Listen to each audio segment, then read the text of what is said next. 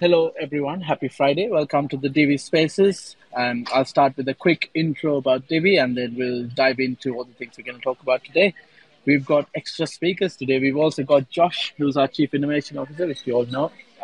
Who's going to be talking about Divi DeFi. And then, as usual, we're going to be also taking some questions from the community that Voice shared with everyone earlier. So thank you, Voice, again. And then we'll obviously, would love to take some questions from all of you as well who's joined in with us. For those who are joining or listening to us later, so Divi, we've been, since our inception in 2017, our focus has always been on making crypto easy and accessible for everyone, everywhere. This has been the main focus on all of our products, such as the Divi wallet, it's a self-custodial wallet, and we've got Divi DeFi, which is our decentralized finance platform. We've got staking walls, which is very easy to set up, and lots of other things. So what we want to do with our new roadmap and where we're going is we also want to work towards driving more utility. So in today's space, especially, you'll hear more about how you could do that with our DeFi solution, with Josh, and also, how you can shape the future of the Divi Foundation via the DAO. So again, like I said, we'll finish off with questions from the community, and please, as always, get involved at the end or whenever you want to ask any questions, just raise your hand, and also share some love by putting out the emojis when we are talking. Without further ado, let's start with Josh with a bit of a DeFi update. We've got some exciting things coming there, haven't we, Josh? Yeah, Ranuk, we actually we just completed the first testnet integration of Gasless. So for those of you that aren't familiar with our DeFi protocol, Divi has a DeFi protocol Web3 platform called edivi.xyz. And we also have one called dividefi.com. So we have two of them. One is essentially an OTC platform for you to buy eDivi. The other one is an actual trading platform where you can buy and sell Divi with other cryptos. So one of the things that we've been working on with our features, as far as the trading platform, is how do we create a friendlier user experience, right? And so what we decided to integrate was a gasless experience, meaning folks can actually trade between tokens without actually expending any gas. And so we actually just completed the integration of that on testnet. We're going to be testing it on production this week. I'll give the community an update next week on where we are as far as releasing that to the public. And then we also have some pretty exciting updates with the integration of our farms. So the farms have been a work in progress. That's something that we've been trying to get finished now for several months, working on different custody issues, working on the smart contracts for that. Our smart contracts are finished. They're live. They're currently on mainnet. We have that on a test and a dev URL. So we can show live demos of the farms. Right now, we're putting the finishing touches on the staking infrastructure for the rewards that are going to be replenishing the farm for the DeFi protocol. So yeah, there's some pretty big updates coming out soon. Next week, I should be able to post a more detailed timeline of when the public is going to be able to access those things. That's awesome. Thank you, Josh. Does anyone have any questions on Divi DeFi before we move on? Well, I do. Are we starting just on ETH and then planning to move out, or is this just going to be an ETH kind of platform for now? So we have both currently. Well, and by both I mean both Ethereum and Polygon at the moment. We completed the bridge to Polygon a couple of months ago. But as far as the main features that are rolling out now, it's interesting. So we're doing the farms on Ethereum because that's currently how we have the cross-chain infrastructure set up. And then for Gasless, we're going to be starting that and piloting it on Polygon, right? It's very expensive for us to cover gas on Ethereum.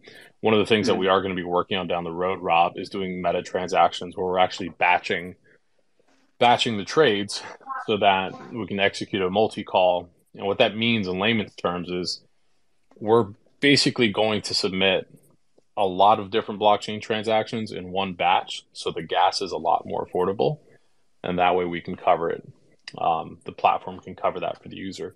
So that's something that's being worked on too. But for Gasless, that will be on Polygon. For the farms, that's going to be on Ethereum. And we're also working on Polygon farms at the moment too. But it's challenging because of the V3 contracts that we're using. The LP tokens are they're ERC 721s. They're not compatible with the farm contracts. We use very good farm contracts that have been audited and have been around forever. So we need to either decide if we migrate to a sort of V2 trading contracts or if we're going to stay on V3. I think actually you hit on something that I think is important. I'm not sure everyone understands, is that, because I didn't for a while, that gasless doesn't actually mean that the transaction has no gas. It just means we're paying for it. Yeah, that's really important. Yeah, it's like government. When people in government say things are free, right? Right. Exactly. Yeah, free healthcare. No, we're paying for it. When people use the gasless feature on the Polygon side of the platform, we are paying for it, right? But the user is submitting that transaction with a hash signature, allowing that transaction to occur. We're basically just paying that fee for them. Yeah. Just wanted to make sure that was understood because I didn't understand that for a while. That's a really great thing to bring up. Yeah, and the last thing I want is for folks to think that we're actually custodying their crypto or misunderstand. Like, well, if it's gasless, it must be a custodian. No. We're not a custodian. Right. You're broadcasting the transaction. We're just paying the gas for it, for that contract call.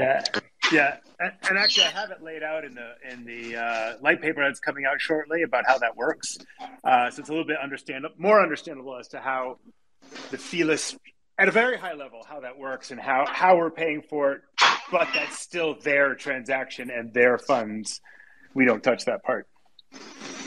Right. I think that's key, that everybody needs to keep reiterating that, and even everybody here, is that we want to stay focused on your custody, your funds, all of those kinds of things that have been there from the beginning. So nobody's playing with anything.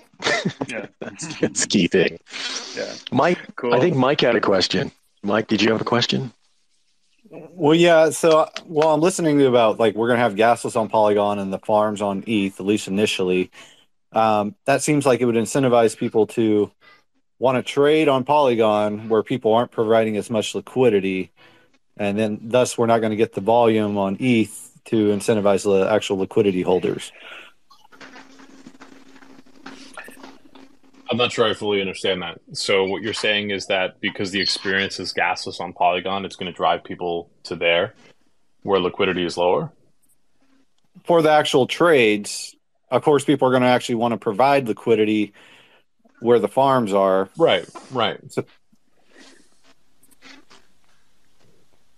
So who's going to provide liquidity on Polygon is what I'm getting at.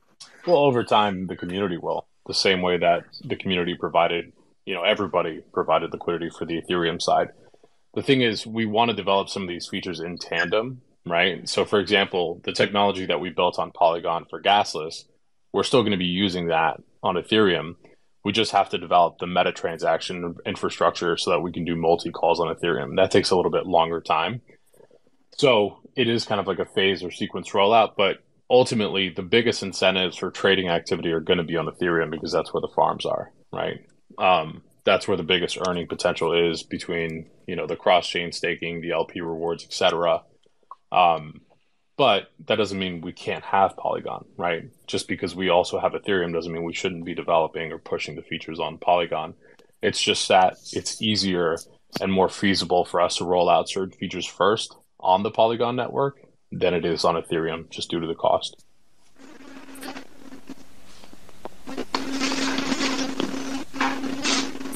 Are there any other questions from that? Did I clarify anything? I want to make sure that was clear. Mike? I think Mike lost his connection. Yeah. No, he's reconnecting. So I think we can circle back if that's sure. something. Yeah, if he needs to, sure. Yeah, and I don't have any more questions on that either. But it sounds, we've been trying to get this thing out. This environment recently has just made this custody part very difficult. Right.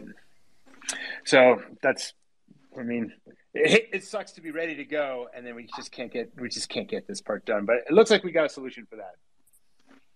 Yeah, and also I want to be very clear, just because we're developing on Ethereum doesn't mean that we can't develop on Polygon, right? I mean, it's very similar to us developing on Ethereum Testnet, where the cost of development and scoping out new features and pushing forward is pretty low, right? So what's nice is on Polygon mainnet, we can do a lot of that development, and it's relatively inexpensive, right? So we can actually push forward on features.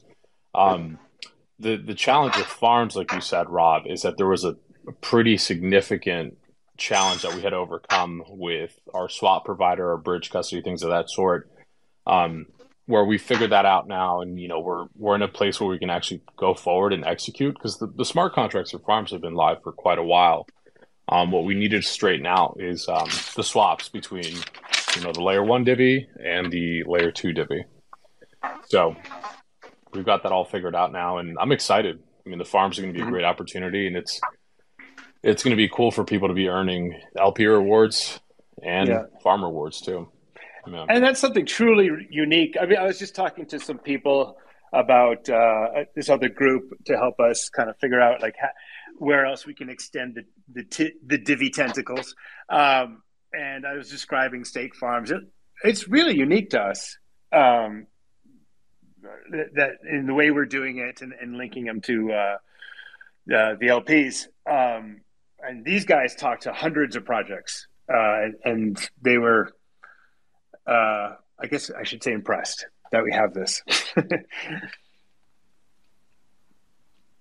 Yeah, I can't really think. I think the closest to something like this would be Cosmos. I think Cosmos has something that's similar to cross-chain, but the thing that's unique about ours is the rewards that are being generated for the farm, they originate as staking rewards. So they're not, whereas most DeFi farms are arbitrarily minting a token into oblivion. This is just mining activity that's actually generating these rewards. Right. Cool. Anybody else have anything on DeFi or staking farms? Yeah, I think that also covered some of the questions we had from the community as well from before. Yeah. Okay, Absolutely. cool. Perfect. Right. Let's move on to DAO. To you, Rob. Yeah, I just have one thing to talk about. So in the DAO, we are kind of addressing something about the end of the upcoming conversion of master nodes to validator nodes, and that master nodes will not be something that we have in our ecosystem anymore. So we're sort of trying to find ways to celebrate it. One option that came from Neeks about seeing if we want to create a kind of this immortal NFT that doesn't burn, is tradable, that represents the governance that was indicated by the masternode that you held. And so the idea was kind of bringing forward that masternodes were supposed to be a method by which the community can actually implement governance. Well, it's kind of at this point, it's kind of an old way to do it. Do governance, and DAOs have really kind of dominated the method now. And so we have a DAO. We have a method by which DAO members can evolve what the foundation does and the directions it goes. We have done a bunch of votes on what that governance method is. We need to implement it. We're not there yet. But this came up, maybe we'll have these immortal NFTs that people can have. They can earn them by starting a new masternode between now and the time that it ends.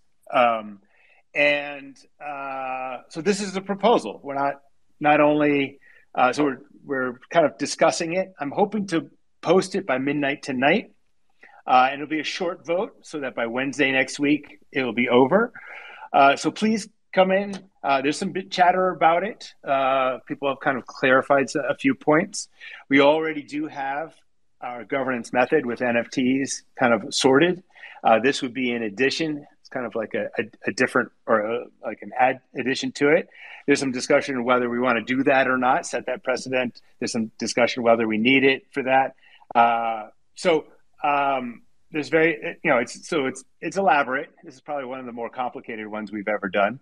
But please get in there, take a look at it, read it, ask questions, and then I hope to post either the proposal in its original form or with modifications that people come up with inside tonight, and then we'll vote. Again, I'm going to remind, putting it up as a proposal doesn't mean they have to vote for it. You can or cannot. You may or may not. It's up to you. But please vote. This is how we govern. And so I'm hoping people will get used to voting. If you're not part of the DAO yet, please do. The instructions for becoming part are also in that channel on Discord. So become part of the DAO. And if you can become part of the DAO before midnight tonight, you can actually vote on this also. And that's kind of it. I don't know if there's any questions on that. Feel free to ask. But most of the information about it is actually in the proposal in the DAO channel on Discord. No questions? So then I'm done. Great. Thank you, Rob. Yeah, doesn't like there are any questions. Shall we move on to the Q&A, boys? I don't know if you got that. Oh, I'm back. Yeah. I'm back. Sorry.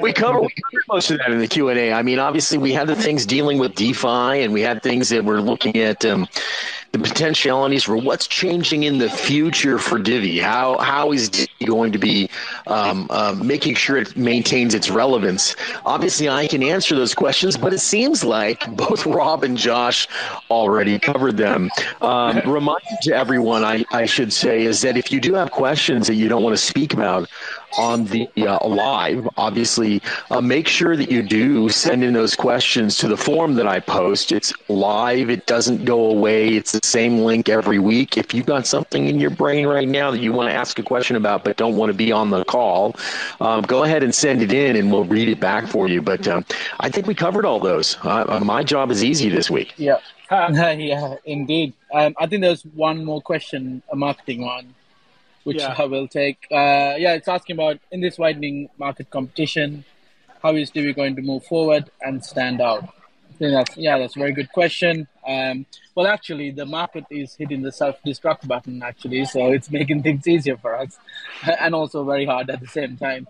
I would say in three different ways. The first thing is about increasing discoverability, so visibility of Divi as a brand. So this is something we've already been doing through our marketing tactics, where we start with a lot of content on Web3 as an example, and Divi DeFi with the education series, and also lots of other organic marketing strategies. And the Divi Shorts is another way of doing that. So we're trying to get more people into our ecosystem when we do these things. So we are trying to help people, give them some value in exchange just for their time, and helping them learn about crypto and Web3 and blockchain. So that's one of the things. And also, if you just go on Google and you search for something, with our website domain authority and the relevant content on our blog pages, it will bring Divi websites up on their search listing. So that's going to help people find websites. So that brings us to number 2. So what do we do when people find us to make sure that we stand out, right? I think this is where our USPs come to the fore. So this is when we look at our products and services. We have to make sure that those are as good as it can be, or at least on par with what else is out there in the market, but then also offer something that really matters to them. For example, let's say if our wallet is, on par with everybody else out there, but our UX is so much easier to use, right? So that way you then stand out. Our fees are a lot lower. So that's something we always try to do. And, in certain cases, we also try not to even put a fee in. So that way we are trying to bring more people in. If you look at the DeFi side of things that Josh talked about, we've got a revolutionary DeFi protocol with cross-chain staking. And we've talked about for the last, couple of weeks about our side chains and, how we are bringing that to the fore. So those kind of things are going to help us set us apart from everybody else. And one of the things we talked about last time, which you will also see in our new website, is that we're going to be opening up to developers to see, right, look, we're opening up, and Nick talked about it last week in his tweets as well, like, we are opening it up to people so they can start building stuff on our blockchain. That again, we are very, we are confident that, we've made it as safe as it could be, and also inviting people to try and build on us. So that drives more utility as well. So again, that's about creating those USPs and a reason for them to use Divi. And that then brings us to our third point, which is making all of this easy. And again, that's another reason why they would come to us. So, that's been our mission. That's always going to be our mission. And everything we do, even on the B2B side, we've always talked about making things easy for people. So, and you will see that through everything we make, it's anybody could literally pick it up from day one. And obviously we have people like Voice, Rob and Josh, who will come on these spaces and other forums and help you understand a little bit more and through our content as well. So that's how I would answer that. If you have any other questions on that side, on the marketing side, let me know now or later. I'm finding myself trying to prevent myself from rambling on about sidechain solutions there and I'm not going to. But seriously, in Discord, hit me up if you want to talk about this, because the technical aspects of the expansion of Divi are pretty vast. With the next iteration, not the one coming soon, but the one after that, when sidechains are deployed, not just because that's the path to getting an EVM on there, which is kind of the low friction way of having a good feature set, but there's a bunch of other things that sidechains brings us that will be unique to Divi. And that solves some of the issues, and I'm just going to hint at it rather than go down deep in it, some of the issues that people have with doing business on a public blockchain. So, for example, if I'm a business and I have vendors, I want to do business with those vendors without other people knowing it. So the two solutions for that are keeping your stuff anonymous, which is very difficult, or have the whole blockchain be private. Which gives a lot of bad attention often, and also makes everything private. Instead, you can have a sidechain between just you and your vendors, or you and your vendor, to do business on. These are all kind of possibilities that are out of the box of just sticking an EVM in a sidechain and doing stuff on EVM. There's a bunch of other solutions that sidechains bring us, and I'm happy to talk about it. Voice is happy to talk about it. And so hit us up about some ideas about why this is our big path forward. I think that most of you have seen that on my tweets, as Nick teased me about being cryptic, right? That was the fun things, because I've been saying little small things. The answer is yes. If you can dream it, it can happen as long as it's blockchain centered, right? And that's the key thing. Whether it's public or private, right? There's differences between types of blockchain. Some are public, some are private, but all of them are bringing, I think the key word that we want to take away from this, and I stated before, is utility. That's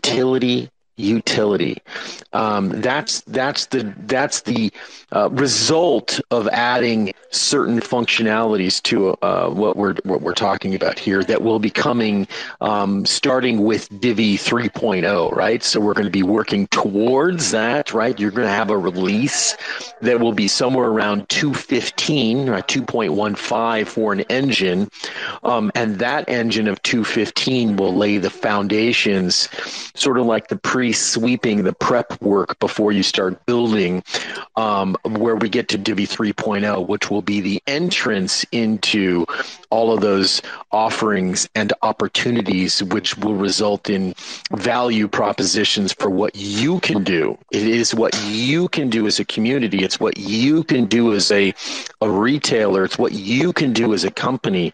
It's what we can do as individuals working together. Blockchain is all about people. It's not about the tech. And so if we can make people, companies, individuals do things together that is blockchain centered, focused on sovereignty, or for that matter, private incentivizations that you want with your community, that should all be possible. It's going to be possible. And we should all be extremely, extremely excited.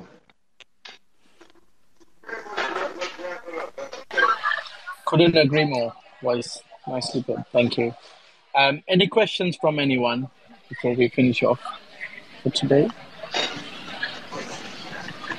No. Oh, Looks if we like that's stop it. now, we can do it in half an hour. Yeah, Yeah, we're going to make it. Yeah, that was really, really useful. Thank you, everyone. Josh, thank you for joining us today as well. Thank you for speaking, of course. And yeah, Voice and Rob, thank you as always. And everybody else, thank you for joining us. And for once who are listening later on, thanks for listening. And see you all next week. Have a fabulous weekend. See ya. Bye-bye.